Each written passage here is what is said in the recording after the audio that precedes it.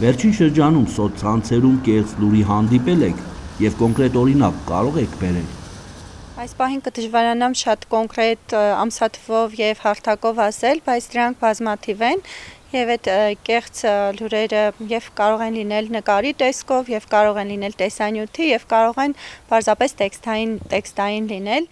Կարելի է ասել ամեն օր լսում ենք։ Слышала, что собираются 102-ю военную базу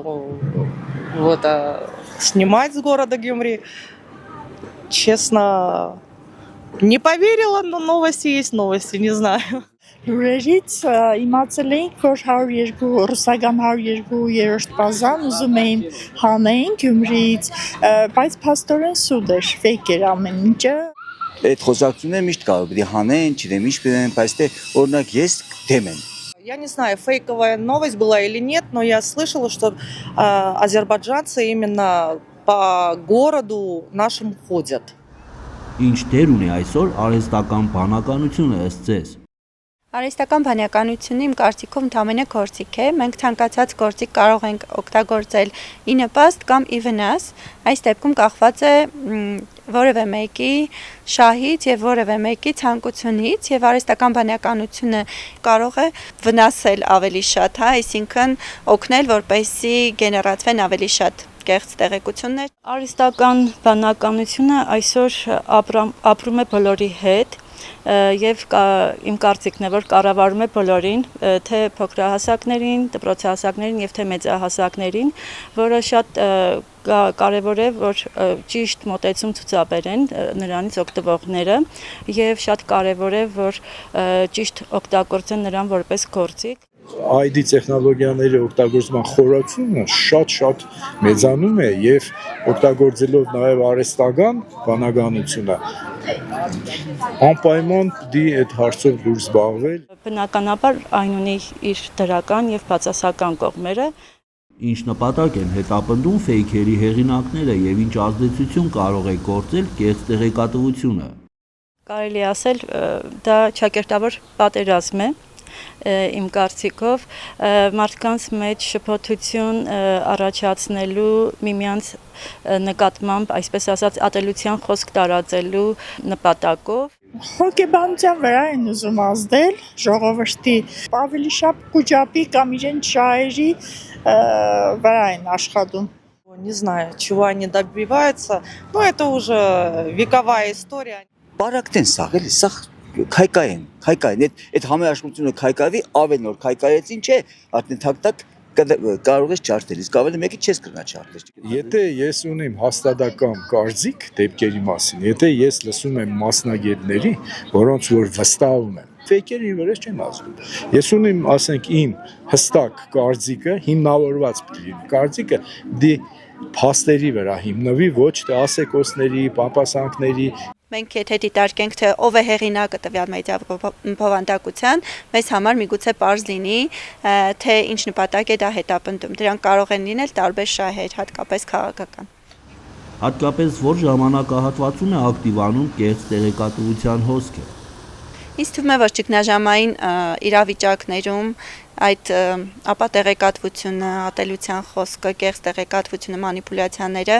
ավելի են, այսպես ասած, ակտիվանում, ավելի է դրանց քանակը շատանում, բնականաբար, քանի որ կան շահեր, այդ շահերին եւ նպատակներին հասնել է պետք եւ օգտագործվում են տարբեր միջոցներ։ Ավելի շատ ֆեյք լուրեր շատանում են ընտրություններից առաջ։ Նախընտրականներ, թեկուս հետ նախընտրական կապ չունի, էլի միշտ էլ եղել է։ Հատկապես ակտիվանում են ճգնաժամային իրավիճակներում, պատերազմական իրավիճակներում, պետք է հիշենք նաև COVID-ի ժամանակաշրջանում։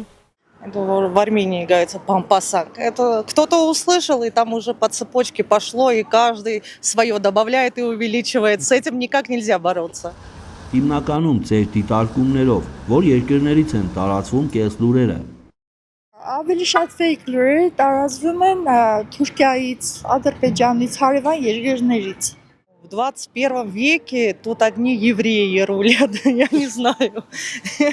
Թշնամի երկրներից կուկա, դրսից կուկա, Անգլիայից կուկա, առաջին Անգլիան է սաղենողը։ կան ծառայություններ, որոնք որ սպրոսներ են անում։ Եվ պատահական չեմ ասում, կա Թուրքիայի պես 80-85 միլիոնանոց պետություն, երկիրը էական չէ, սպրոս անող անձը կարող է ցանկացած պետությունից անել։ Օրինակ լինի ինքը էս ինչ պետությունից, օրինակ Միացյալ Նահանգներից, բայց Էմիրատներից ուղղակի։ Բոլոր երկրներից ես կասեի, մեր օրերում բոլոր երկրներն էլ ակտիվ են այս առումով եւ ցանկացած մեկը ժողովրդական խոսք եմ ուզում հիշել, որ ցայլը ամեն մեկը քաշում է դեպի իր ուղղությամբ։ Պարտադիր չէ, որ ինչ-որ երկրից թափանցած լինի, դա կարող է տեղում գեներացված լինել։ Կրկին էլի անդրադառնանք ով է հեղինակը հարցին, ով է պատվիրատուն հարցին, այս դեպքում երևի արդեն պարզ կլինի, որ նույնիսկ տեղում գեներացված կեղծ տեղեկատվության հետևում կարող են թաքնված լինել օգնող ուժեր։ Ով պետք է պայքարի այդ չարիքի դեմ։ Պետք է պայքարենք բոլորս անշուշտ օրենսդրական սահմանների հիման վրա։ Այդ fake լուրերի համար, որովհետեւ չտարածվի, ամեն մարդ պետք է աշխատի իր վրա ու պետությունը, երևի պետության համապատասխան աշխատողները։ Самых простых до самых верхних слоев общества. Это от одного ничто не зависит. Ֆեյքերի դեմ իհարկե պիտի պետական մարմինները ունենան համապատասխան ռեսուրսներ, իսկ դա ահագին ծախսատար է։ Պիտի ունենան համապատասխան տեխնոլոգիաների մեջ խորացված անձինք, որոնք պիտի վճարվին համապատասխան եւ որոնք պիտի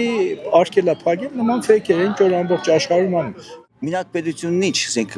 ժողովուրդը պիտի պայքարի։ Կանխարգելման տեսանկյունից նայենք, այսինքն եթե մեր հասարակության քննադատական մտածողությունը մեդիագրագիտության մակարդակը բարձրանա, այս դեպքում այդ նյութերը պարզապես չեն տարածվի, դրանց հավատացող չի լինի, դրանք կիսվող չի լինի եւ այսպիսով կմարեն, այսինքն ջրաղացին ջուր լցնելու պատմությունն է։ Արդյոք դպրոցներում պետք է ուսուցանել մեդիագրագիտություն։ Շատ կարևոր է, որ մեդիագրագիտությունը դասավանդվի, որից ձեռք բերված գիտելիքներից կօգտվեն թե աշակերտները եւ թե ուսուցչական կազմը։ Մեդիագրագիտությունը այն հիմնական կարողունակություններից է, որոնք պետք է ձևավորի դպրոցը, երեխաների, սովորողների մոտ եւ